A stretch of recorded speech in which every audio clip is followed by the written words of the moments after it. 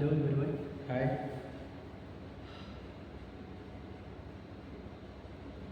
हाय everyone. तो आज हम स्टार्ट करते हैं बायोमोलिक्यूल्स। ये क्लास 11 का एक इम्पॉर्टेंट चैप्टर है बायोमोलिक्यूल्स। बायोमोलिक्यूल्स से डेफिनेशन से हम स्टार्ट करते हैं। सबसे पहले बायोमोलिक्यूल्स होते क्या हैं, तो यहाँ पे सबसे पहले देख लेते हैं बायोमोलिक्यूल्स क्या होते हैं। अकॉर्डिंग टू एनसीईआरटी बायोमोलिक्यूल्स का डेफिनेशन क्या है।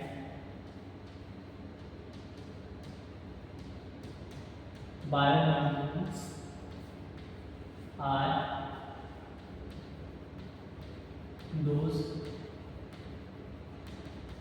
chemical compound which are present in living cell।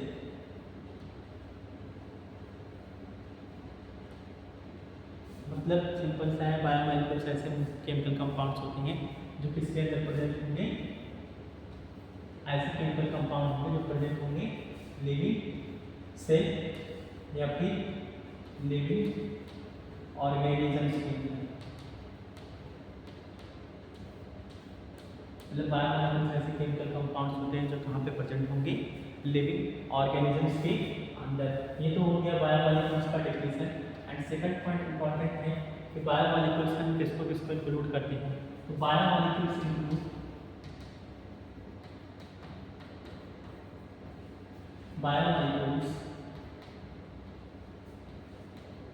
Include organic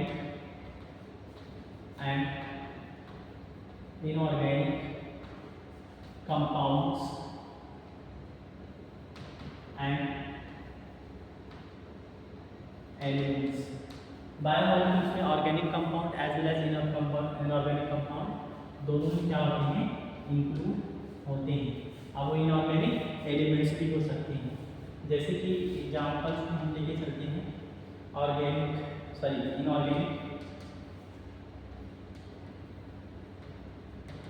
inorganic elements का एग्जांपल क्या है जो एनसीईआरटी ने दिया है।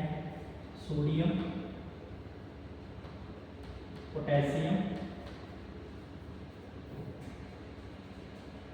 कैल्शियम एंड मैग्नीशियम, ये सारे क्या होते हैं, एलिमेंट्स के फॉर्म में प्रेजेंट होते हैं किसके अंदर, लिविंग ऑर्गेनिजम्स के अंदर। और इनऑर्गेनिक कंपाउंड्स का एग्जांपल क्या हो जाएगा, sulphate, phosphate, NaCl and calcium carbonate.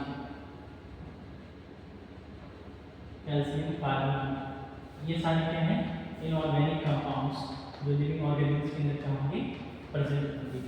यानी सिंपल सा पहले आपको ये पता होना चाहिए कि बायोमोलिक्यूल्स का डेफिनेशन क्या है। बायोमोलिक्यूल्स ऐसे केमिकल कंपाउंड्स होते हैं जो प्रेजेंट होंगे किसके अंदर, लिविंग ऑर्गेनिजम्स के अंदर क्या होंगे, प्रेजेंट होंगे।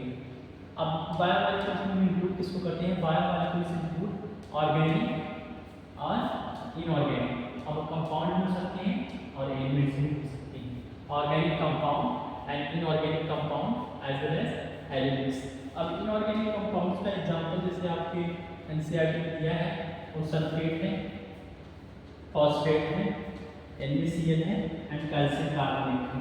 यानी आपको याद रखिए, टेबल में दिया गया है एनसीईआरटी के। नेक्स्ट इनऑर्गेनिक एलिमेंट्स का एग्जांपल क्या हो गया, sodium, potassium, calcium, magnesium etcetera.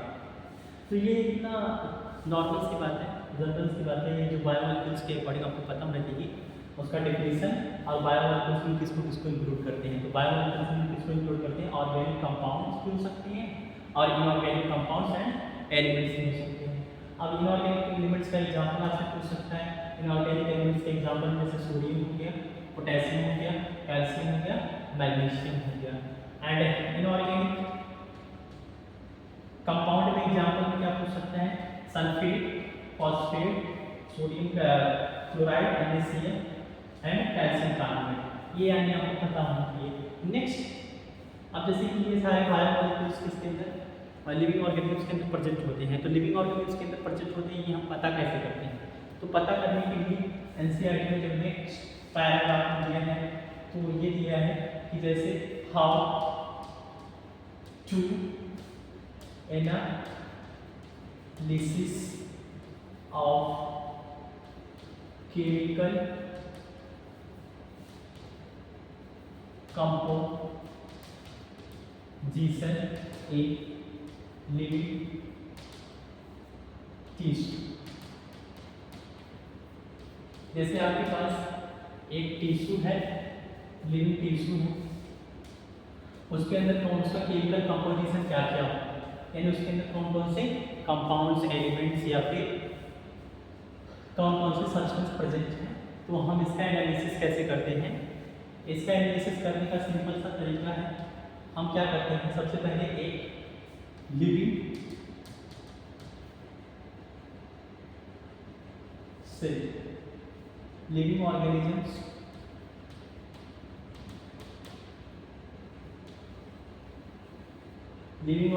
जैसे कि कोई प्लांट हो सकता है या फिर कोई एनिमल्स हो सकता है। अगर हम एनिमल्स का लेके चले तो सबसे बढ़िया है अपने पास एक लीवर सेल ले लेते हैं। लीवर सेल आपने क्या ले लिया, एक लीवर सेल, या फिर प्लांट से लेना चाहते हो या और एक लीव ले सकते हो। क्या ले सकते हो? लीव ले सकते हो या फिर लीवर सेल ले सकते हो। इसको आप क्या करो, अच्छे से ग्राइंड करो। क्या करते हैं आपको, with the help of motor and pastel, motor and pastel की हेल्प से क्या कर लेंगे, इसको ग्राइंड कर लेंगे। मोटार एंड पेस्टल से हेल्प से क्या करो आप, इसको ग्राइंड करें। मोटार एंड पेस्टल की हेल्प से क्या कर लो, ग्राइंड। तो पहला स्टेप आपका क्या होगा कि आपने क्या ले लिया, एक लिविंग ऑर्गेनिज्म से लीवर से ले लिया, अगर एनिमल है तो प्लांट है तो वहाँ से एक लीव से ले लिया, और उसको आप क्या कर लो, ग्राइंड कर लो। किससे, किस हेल्प से, मोटार एंड पेस्टल की हेल्प से क्या कर लो, ग्राइंड कर लो। क्या कर लो आप, ग्राइंड कर लो। अब ग्राइंड कर जब आप कर रहे होगे उसमें एक हम सॉल्वेंट मिक्स करते हैं, एक केमिकल कंपाउंड मिक्स करते हैं जिसका नाम है ट्राई फ्लोरो एसिटिक एसिड। इसको एज ए सॉल्वेंट की तरह हम क्या करते हैं, यूज कर लेते हैं। जिसका फार्मूला इंपॉर्टेंट है, जो भी पूछा जाता है कभी, इसका फार्मूला होगा Cl3CCOH। ये याद है, ये ट्राई फ्लोरो एसिटिक एसिड का क्या है, फार्मूला है, यानी आपको पता होना चाहिए। ये क्या करता है, अगर आप यहाँ पे क्या करेंगे, सबसे पहला स्टेप ये होगा, आपने लिविंग ऑर्गेनिज्म से क्या ले लिया, लीवर से ले लिया। अगर एनिमल है तो in the case of animal आप लीवर से ले लिए, अगर in the case of plant तो आप एक लीव से ले लिए। इसको क्या करना है, with the help of motor and pastel से क्या कर लो, ग्राइंड कर लो अच्छे से। क्या कर लो, ग्राइंड कर लो। फिर आप इसमें क्या मिक्स कर दो, ट्राइफ्लोरो एसिटिक एसिड, जिसका फार्मूला क्या है, Cl3CCOH। अब आप जब इसको ग्राइंड कर लोगे, जब आप क्या करोगे, इसको अच्छे से ग्राइंड कर लोगे, तो आपके पास क्या होंगे, प्रोड्यूस 2 फ्रैक्शन। आपके पास 2 फ्रैक्शन मिलेंगे। आप ये पूरे ये जो ग्राइंड किया वाला पार्ट है, इसको ध्यान रखना, इसको बोलते हैं स्लरी। क्या बोलते हैं, स्लरी। और ये कैसा होगा, थिक होगा। इसका अपीयरेंस कैसा होगा, थिक होगा। ये काफी क्या होगा, थिक स्लरी होगा।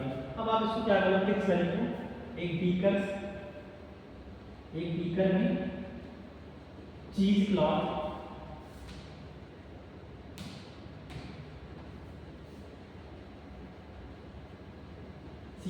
या फिर कॉटन की हेल्प से, चीज क्लॉथ या फिर कॉटन की हेल्प से क्या कर लो, इसको फिल्टर आउट कर लो।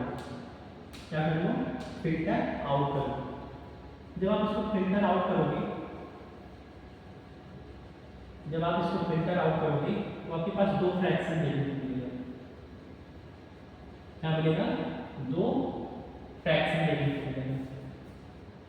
जब आप इसको क्या करोगे, फिल्टर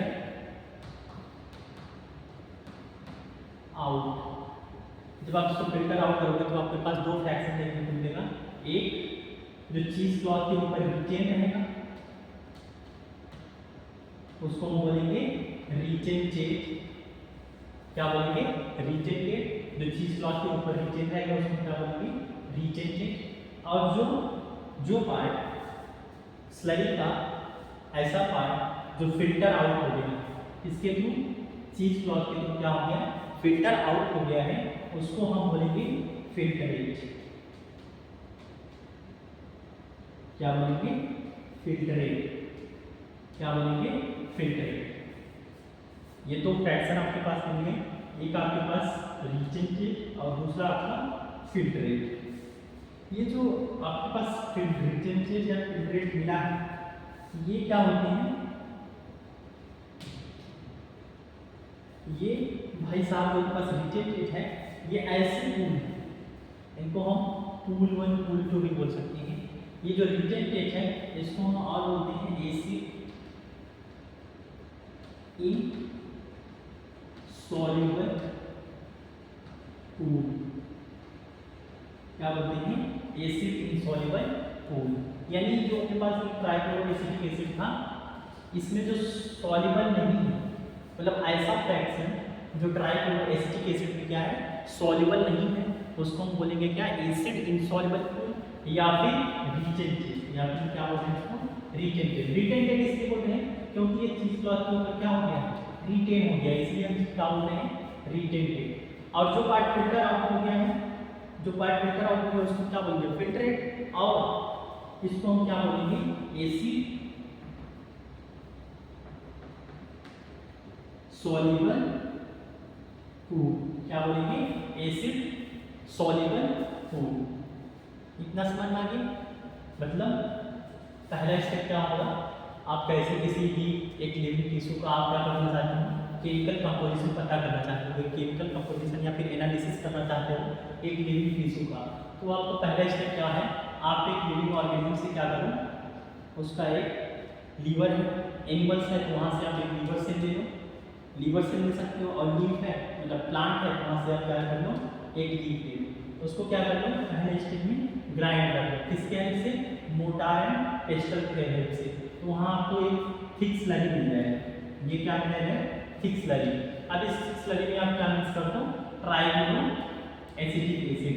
ट्राइक्लोरोएसिटिक एसिड इसलिए मिक्स करते हैं, ये एज ए सॉल्वेंट की तरह यूज होता है, एज ए सॉल्वेंट की तरह क्या करता है, काम करता है। फिर आप इस थिक स्लरी को क्या करो, एक बीकर के हेल्प से, बीकर के हेल्प से यहाँ पे चीज क्लॉथ लगा के हम उसको क्या कर लेते हैं, फिल्टर आउट कर लेते हैं। क्या कर लेते हैं, फिल्टर आउट कर लेते हैं। फिल्टर आउट करने से क्या होगी, इसके दो फ्रैक्शन मिल जाएंगे।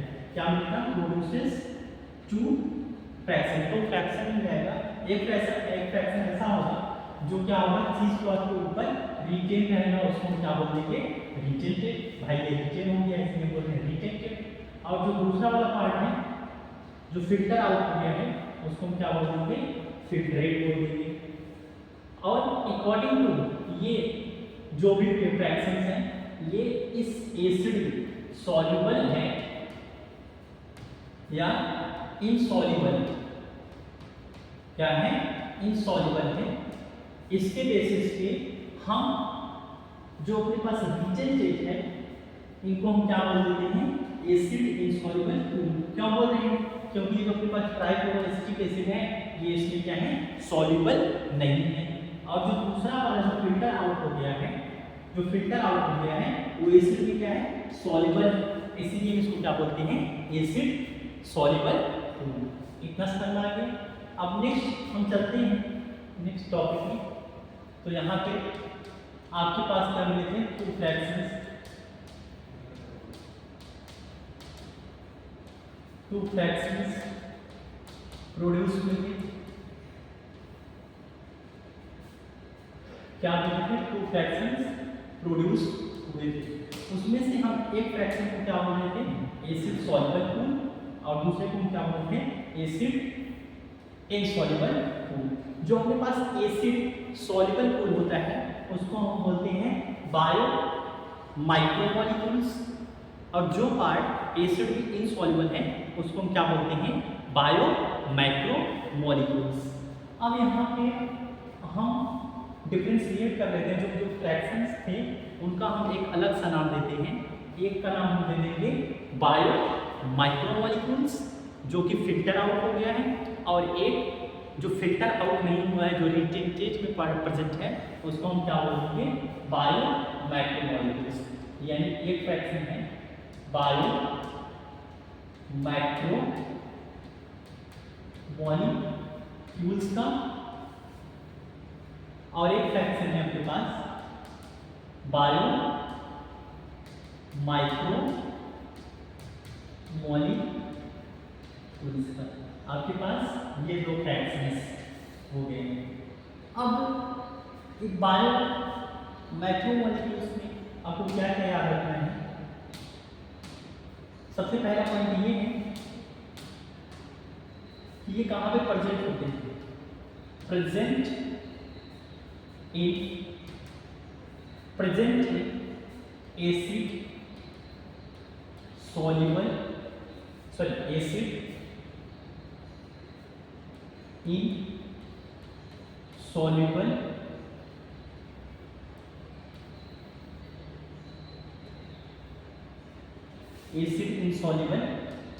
पूल।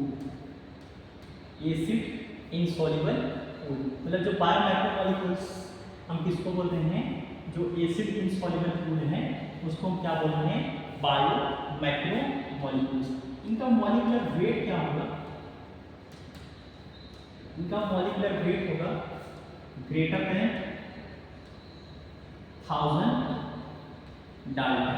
इनका जो मॉलिक्यूलर वेट होगा वो क्या होगा, greater than 1000 Dalton.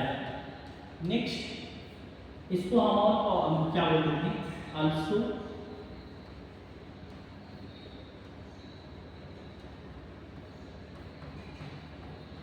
known as regenerative,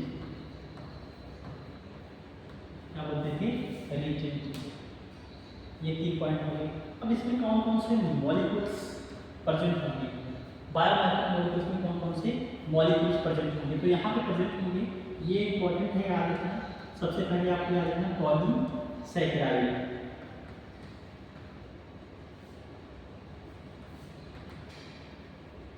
polysaccharide proteins और न्यूक्लिक एसिड, ये सारे क्या होंगे, प्रेजेंट होंगे कहाँ पे, प्रोटीन्स, पॉलीसैकेराइड और न्यूक्लिक एसिड, ये प्रेजेंट होंगे बायो मैक्रोमोलिक्यूल्स में या फिर एसिड इनसॉल्युबल पूल में, और इनका मॉलिक्यूलर वेट होगा ग्रेटर देन 1000 डाल्टन, और इनको हम क्या बोलते हैं, आंसर है रिजेंटेड।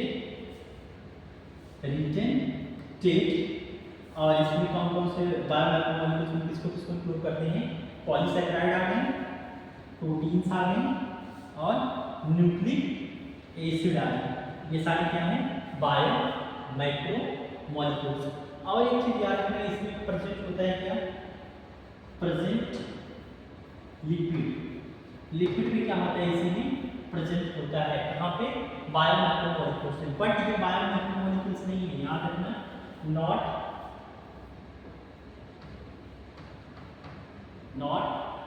स्ट्रिक्टली बायो मैक्रोमोलिक्यूल्स, ये स्ट्रिक्टली बायो मैक्रोमोलिक्यूल्स नहीं है। रीजन क्या है, बिकॉज इसका साइज जो होता है 800 डाल्टन से ज़्यादा नहीं, 800 डाल्टन से ज़्यादा नहीं होता है लिपिड का वेट, इसीलिए हम इसको क्या बोलते हैं, नॉट स्ट्रिक्टली बायो मैक्रोमोलिक्यूल्स, किसको, लिपिड में। ये बट प्रेजेंट कहाँ पर होता है, एसिड इनसॉल्युबल पूल में, और ये एसिड इनसॉल्युबल पूल में इसलिए प्रेजेंट होता है क्योंकि वेसिकल्स का फॉर्मेशन कर देता है, वेसिकल्स का फॉर्मेशन कर लेता है, इसलिए क्या होता है, ये चीज क्लॉथ या फिर कॉटन क्लॉथ से क्या होता है, पास नहीं हो पाता है, इसीलिए यहाँ पे प्रेजेंट रहता है एसिड इनसॉल्युबल फ्रैक्शंस में प्रेजेंट रहता है। बट इसका जो वेट है, मॉलिक्यूलर वेट, वो 800 डाल्टन से क्या होता है, ज़्यादा नहीं होता है, इसलिए हम इसको क्या बोलते हैं, नॉट स्ट्रिक्टली बायो माइक्रोमोलिक्यूल्स। अब नेक्स्ट आपके पास जो दूसरा फ्रैक्शन था, जो एसिड पे क्या था, सॉल्युबल, ये प्रेजेंट कहाँ पे होंगे, बायो माइक्रोमोलिक्यूल्स प्रेजेंट होंगे, प्रेजेंट है एसिड सॉल्युबल पूल, कहाँ पे प्रेजेंट होंगे, एसिड सॉल्युबल पूल में, और इनका मॉलिक्यूलर वेट कितना होगा, मॉलिक्यूलर वेट 80 to 800 डाल्टन, इसके बीच में होगा, या फिर हम और भी बोल सकते हैं लेस देन 1000 डाल्टन, इनका मॉलिक्यूलर क्या होगा, 1000 डाल्टन से क्या होगा, कम होगा। और हम आल्सो नोन एज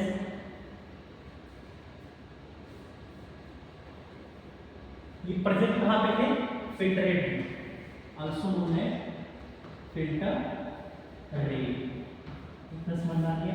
अब इसमें एग्जांपल्स में क्या आ जाएगा, अब देखना अकॉर्डिंग टू मॉलिक्यूलर वेट जो लिपिड है उसको हम यहाँ पे रखते हैं, लिपिड को हम इसलिए क्योंकि इसका जो मॉलिक्यूलर वेट होता है 800 डाल्टन से क्या होता है, ज़्यादा नहीं होता है, ज़्यादा नहीं होता है, बट ये प्रेजेंट यहाँ पे था, इसीलिए हम यहाँ भी इसको लिख के बता दिया आपको ये स्ट्रिक्टली बायो माइक्रोमोलिक्यूल्स नहीं होता है, क्योंकि इसका मॉलिक्यूलर वेट क्या होता है, 800 डाल्टन से क्या होता है, ज़्यादा नहीं होता है, 800 डाल्टन से क्या होता है, ज़्यादा नहीं होता है। और ये एसिड इनसॉल्युबल फ्रैक्शन में इसलिए प्रेजेंट होता है क्योंकि ये वेसिकल्स का फॉर्मेशन कर लेता है, वेसिकल्स का फॉर्मेशन कर लेता है, और ये चीज कॉटन क्लॉथ से क्या होता है, पास नहीं हो पाता है। But according to molecular weight ये किसमें बिलोंग करेगा, बायो माइक्रोमोलिक्यूल्स में। तो आपके पास आ गया लिपिड, आपके पास यहाँ पे आ जाएगा amino acid, amino acid, lipid हो गया, अमीनो एसिड हो गया, नाइट्रोजनस बेसिस हो गए, नाइट्रोजिनस बेसिस, शुगर एक्सेट्रा, ये सारे क्या होंगे, बायो माइक्रोमोलिक्यूल्स के एग्जाम्पल। ये हो गया किसी भी लिविंग टिश्यू का आप केमिकल कंपोजिशन क्या करोगे, कैसे पता करोगे, तो इसके लिए सिंपल सा तरीका है, सिंपल सा तरीका है कि आप क्या करो, एक लिविंग ऑर्गेनिज्म से, अगर एनिमल्स हैं तो आप वहाँ से लीवर से ले लो, या फिर प्लांट है तो वहाँ से एक लीफ ले लो, उसको अच्छे से क्या करो, ग्राइंड कर लो, तो इसके हेल्प से मोटार एंड टेक्सचर की हेल्प से क्या कर लो, अच्छे से ग्राइंड करो। ग्राइंड करने के बाद आपके पास क्या हो जाएगा, थिक स्लरी मिल जाएगा, थिक स्लरी मिल जाएगा, थिक स्लरी मिल जाएगा। अब इस थिक स्लरी में आप क्या ऐड कर दो, ट्राइक्लोरो एसिटिक एसिड, जिसका फॉर्मूला क्या है, Cl3COH। इसको हम किसके यूज करते हैं, एज ए सॉल्वेंट की तरह यूज करते हैं। तो अगर आप जब थिक स्लरी प्रोड्यूस कर लिए तो फिर आप क्या करो, चीज क्लॉथ या फिर कॉटन क्लॉथ के थ्रू एक बीकर में इसमें क्या कर लेते हो, फिल्टर आउट कर लेते हो, बीकर में क्या कर लेते हैं, फिल्टर आउट कर लेते हैं। फिल्टर आउट करने से आपके पास दो फ्रैक्शन मिल जाएगा, एक ऐसा फ्रैक्शन होगा जो चीज क्लॉथ के ऊपर क्या रहेगा, रिटेंट रहेगा, उसको हम बोलेंगे रिटेंटेड, और ये क्या होता है, एसिड सॉल्युबल नहीं होते, इसलिए क्या बोलते हैं, एसिड इनसॉल्युबल पूल। और दूसरा जो फिल्टर आउट हो गया है उसको हम क्या बोलते हैं, फिल्टरेट या फिर एसिड सॉल्युबल पूल। अभी जो आपके पास एसिड सॉल्युबल पूल है इसी को हम क्या बोल रहे थे, बायो माइक्रोमोलिक्यूल्स। और ये जो बायो माइक्रोमोलिक्यूल्स हैं यही भी इंपॉर्टेंट है, नेट में क्वेश्चन पूछा जाता है, यही बनाते हैं साइटोप्लाज्मिक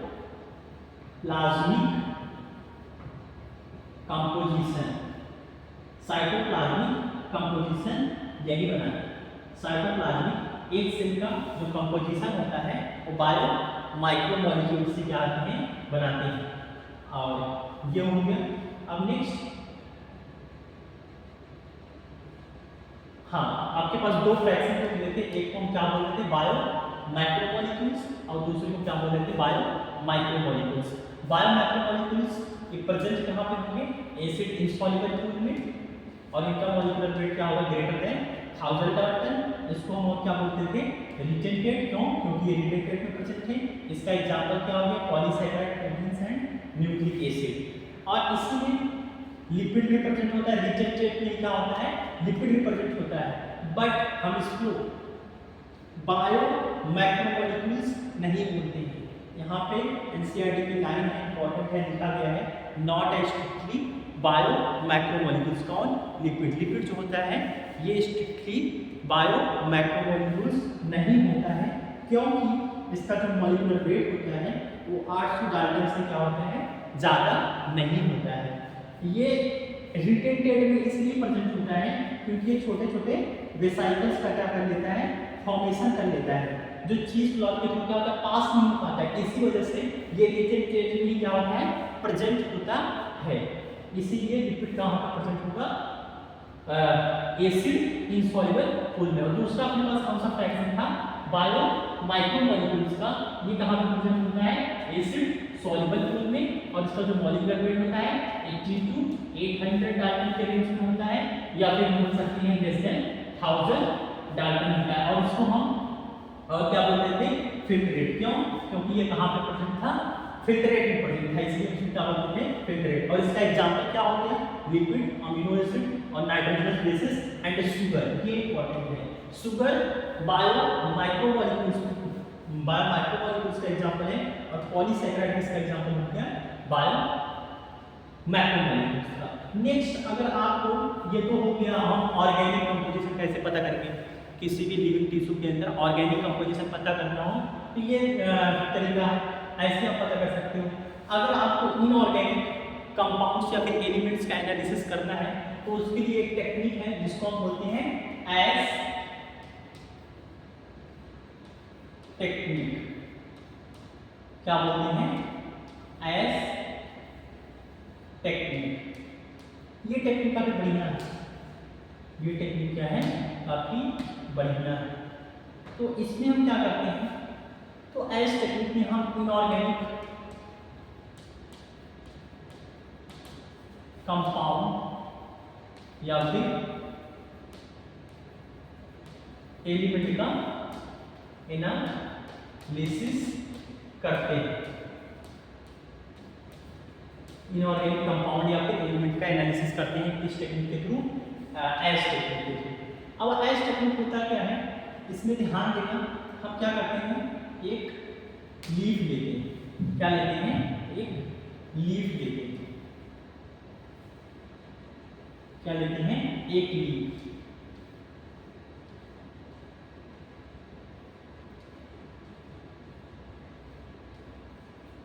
एक लीफ लेते हैं। पहले हम क्या करेंगे एक लीफ लेते हैं, लीफ लेने के बाद हम उसका वेट कर लेंगे, उसको क्या कर लेंगे वेट कर लेंगे। इसका वेट जब हम करेंगे तो उस वेट को हम क्या बोलेंगे फ्रेश वेट।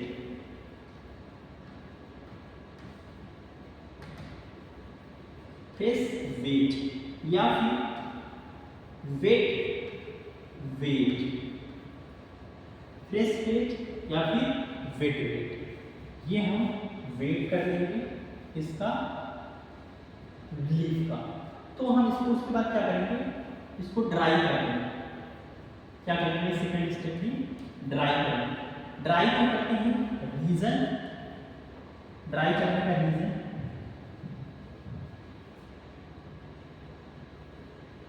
इवेपोरेशन हो जाए किसका वाटर, जो भी मॉइस्चर है और वाटर हो वो क्या हो जाए इवेपोरेट हो जाए।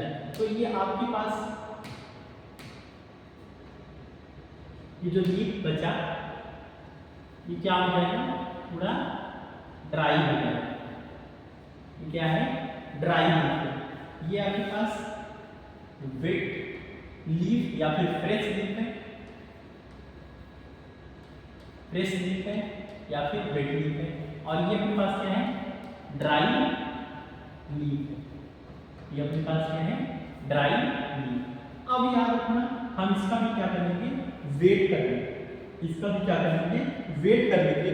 इस वेट को हम क्या बोलेंगे? Dry weight. क्या बोलेंगे? Dry wait. ड्राई वेट का जो वेट होगा सिंपल है, हम बोलेंगे क्या? Dry weight. अब नेक्स्ट स्टेप जो होगा अपने पास, उसमें हम क्या करेंगे? ये जो अपने पास लीफ है इसको हम क्या करेंगे? अच्छे से बर्न कर देंगे। याद रखना एनसीईआरटी में लिखा है फुल्ली बर्न, फुल्ली बर्न कर देते हैं। इसके पीछे करेंगे, जैसे यहाँ पे हम ड्राई करने का रीजन क्या बताएं? इवापोरेशन हो जाए किसका? वाटर का। और जो रिमेनिंग कुछ तो वाटर कंटेंट फिर भी बचा हुआ है, कुछ तो वाटर कंटेंट मॉइस्चर प्रेजेंट होगा, ड्राई में भी कुछ ना कुछ वाटर कंटेंट प्रेजेंट होगा।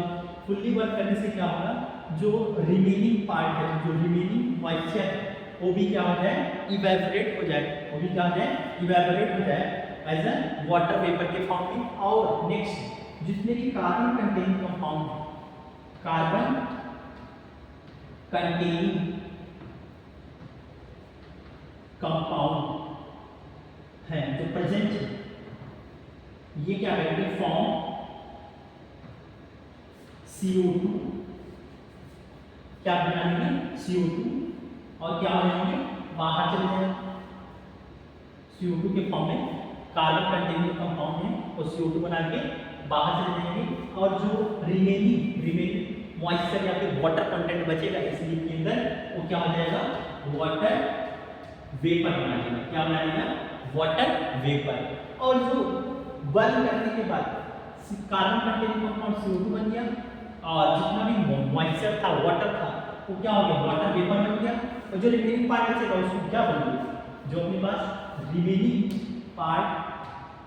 रिमेनिंग पार्ट बचेगा उसको हम बोलेंगे, ये जो पार्ट बच रहा है रिमेनिंग पार्ट, इसी को हम बोलते हैं एस। क्या बोलेंगे? एस। अब इस एस में क्या क्या प्रेजेंट होगा ये इंपॉर्टेंट है। आप जब इसका एनालिसिस करोगे, एस का एनालिसिस करोगे, क्वालिटेटिव एनालिसिस करोगे इस एस का, तो यहाँ पे एलिमेंट के फॉर्म में एलिमेंटल फॉर्म जो होगा, एलिमेंटल फॉर्म वो होगा सोडियम का, पोटेशियम का, कैल्शियम का, मैग्नीशियम का। ये सारे होंगे एलिमेंटल फॉर्म में प्रेजेंट होंगे। और कंपाउंड कौन सा मिलेगा? NaCl, कैल्शियम कार्बोनेट और फॉस्फेट, सल्फेट, ये सारे क्या होंगे?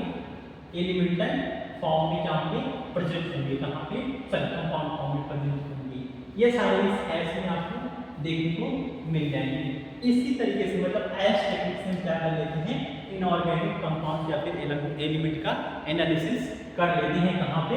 किसी भी एक लिविंग या फिर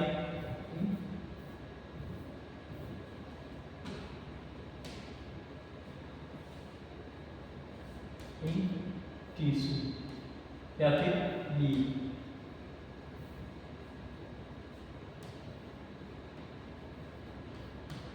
लीफ में क्या कर लेते हैं? पता कर लेते हैं।